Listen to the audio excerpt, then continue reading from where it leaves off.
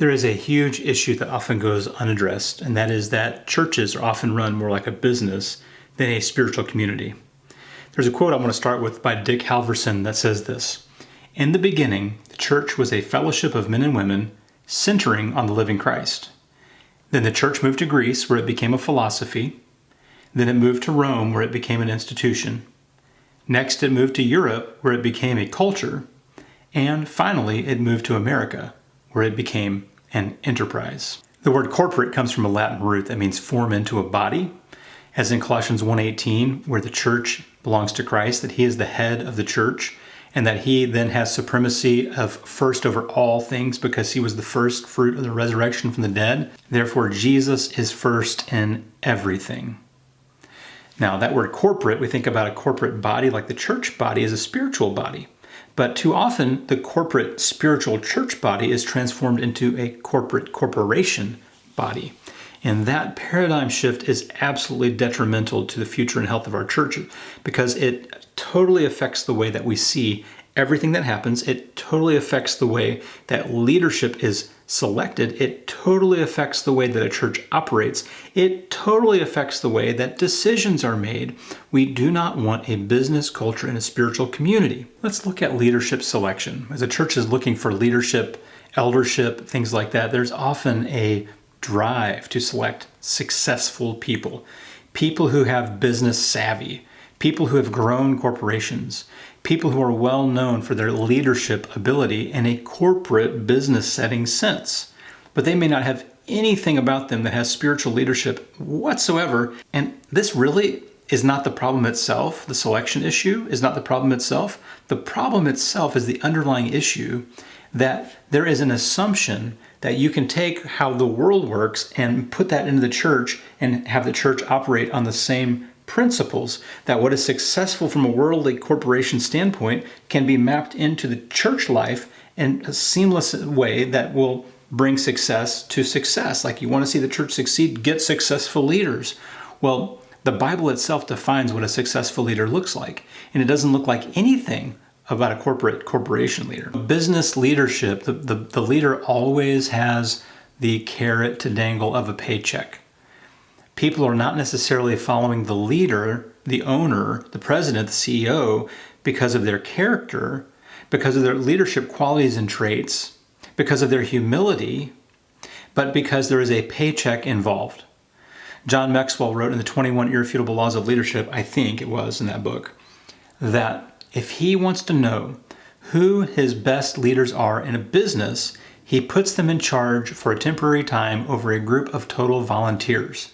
Because a volunteer is only going to follow someone for their charisma, for their pure leadership ability, for their love, for their interest in them, for their humility, things like that. That's showing him who a real leader is when they can lead volunteers. And when you don't have a paycheck dangling over the volunteer workers in the church, it takes a real leader to actually lead. It takes like a Christ-like leader for people to follow. In the business world, leadership is absolutely top-down, where the first is first, the last is last, and the greatest among you is your boss, the highest paid, the one who has the most authority. Remember when the mother of James and John came to Jesus asking to put her sons into these amazing positions in the kingdom on the right hand and left hand of Jesus? That's more of a business success mindset. Like, we want positional authority. We want people to look at us with respect due to the position in which we occupy. That's business leadership. That's not kingdom leadership. Spiritual leadership, on the other hand, is bottom up. The first is last, the last is first, the greatest among you is your servant.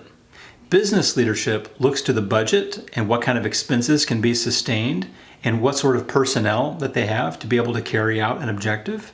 Spiritual leadership is completely opposite of that. Spiritual leadership steps out in faith, understanding that God will have to provide, God will have to sustain, God will have to empower to do things that the budget and the volunteer base could not do without God's help. Business leadership gets wisdom from within, wisdom from the top brass. Spiritual leadership gets wisdom from the outside, not really outside because we belong to God and He's in us, but we're looking out to God to help us, to inform us, to give us vision and guidance. Business leadership requires a lot of talking, a lot of explaining. Spiritual leadership, on the other hand, requires absolute listening. Listening to the volunteers, listening to the staff, listening to the church body. I cannot tell you how frustrating it is to church members for the leadership to talk like they're listening and then to act like they're not. Business leadership can move very quickly. You're not really worried about who you're leaving behind, because if you leave them behind, you can just fire them. But in a spiritual community, often the movement is a bit slower because you're trying to make sure that you're bringing the people along with you. When the church is run on worldly business principles, expect worldly results. Expect immature Christians who feel like they have to get their way when the leadership acts like worldly people who have to get their way. If from the top there's a spiritual mindset within the leaders that we defer to others, that we are humble and submit to others and listen to others and consider others better than ourselves, to have the same mind and attitude as Christ Jesus from Philippians 2, 1 through 4, and explained in 5 through 11, when from the top down, which is actually the bottom up, leadership has that perspective and attitude and approach, there will be developed within the church, based on their modeling and example, robust Christian people who are not always trying to get their way, because there is not a competition set up within the spiritual community of the church. So when we see selfish and immature Christians pervading the church who have no ability to understand anything deeper than elementary principles, you can absolutely bank on the fact that from the very leaders that they are following, they are acting exactly like that themselves. Now, it's really tempting to think, oh, that's a big church problem. It's those big mega churches that are run like businesses. I walk in, there's a coffee shop, there's a bookstore, they got 87 people on the staff, and there's associates to the associate minister and things like that. This mindset can absolutely pervade any size of church, from 10 people to 10,000 people. The business mindset can pervade any kind of church. Now, one way to tell that there's a business mindset is to look at the kinds of things that you are measuring, okay? If we're measuring attendance, if we're measuring contribution, that's very much a business mindset. And that's not to say you should not have any idea how many people are coming, but it should be about the people who are coming, not just about the numbers. Another thing that happens in the business mindset is we get very money driven. So there are often decisions that are made to not upset the apple cart of big donors. People who, if they get offended, might just pull their money out and go someplace else. So, we can't do that because Brother Smith's going to get offended, and we know what happens when Brother Smith gets offended. You know why Brother Smith gets offended? Because he's been allowed to carry on like that for some time.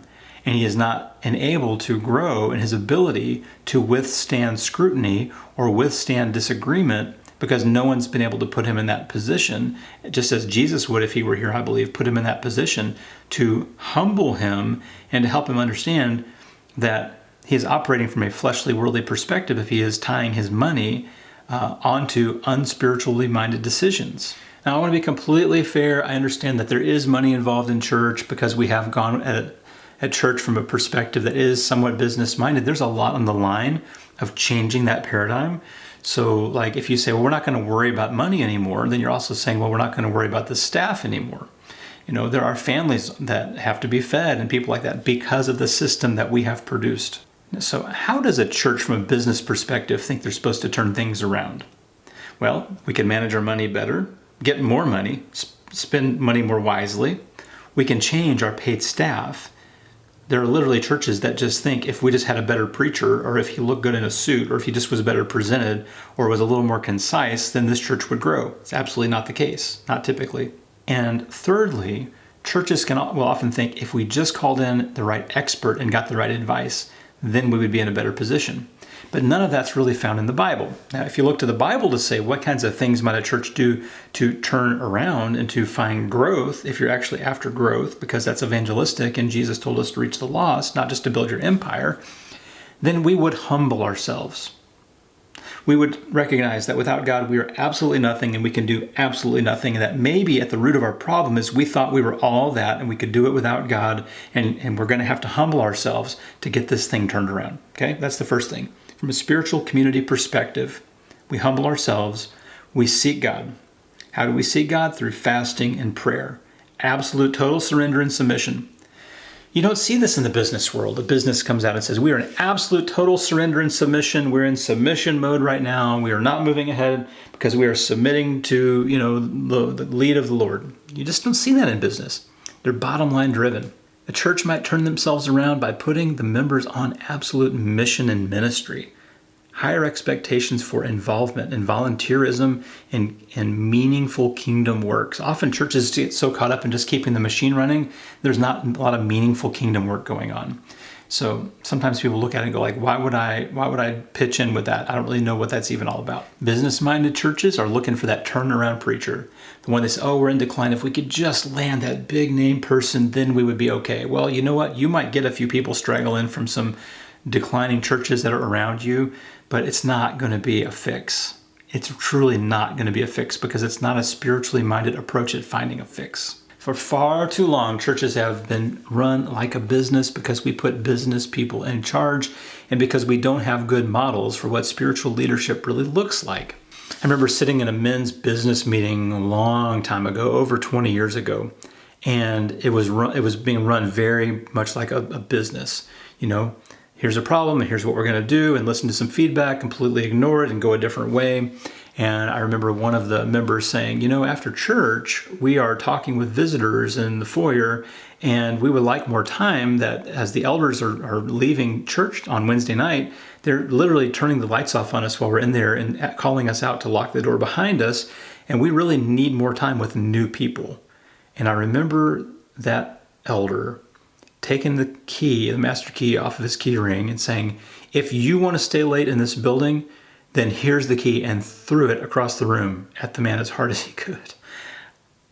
I did not know what I was in for. I was probably 19 years old. I thought, what on earth is this all about? These are people I know. These are men that I've respected. I had no idea that they thought like this. This is so sad because when you're, in your teens and early 20s, you just have such an idealistic view of things. You think that things should be run from a Christ-like spiritual perspective of humility and patience and kindness and love, like the fruit of the Spirit should pervade Christian leaders. So let us examine our systems and consider the way we appoint leaders, the way we make decisions, the way we operate, what our priorities and principles are, and what we do when stress comes upon the system and what is revealed when stress comes upon the system and how we relate to that and what we think the fixes are. A lot of times what we think the fix is to a dilemma or stress or a problem like decline in a church is going to expose what the priorities are if this is a spiritual community or a business corporately mindseted community.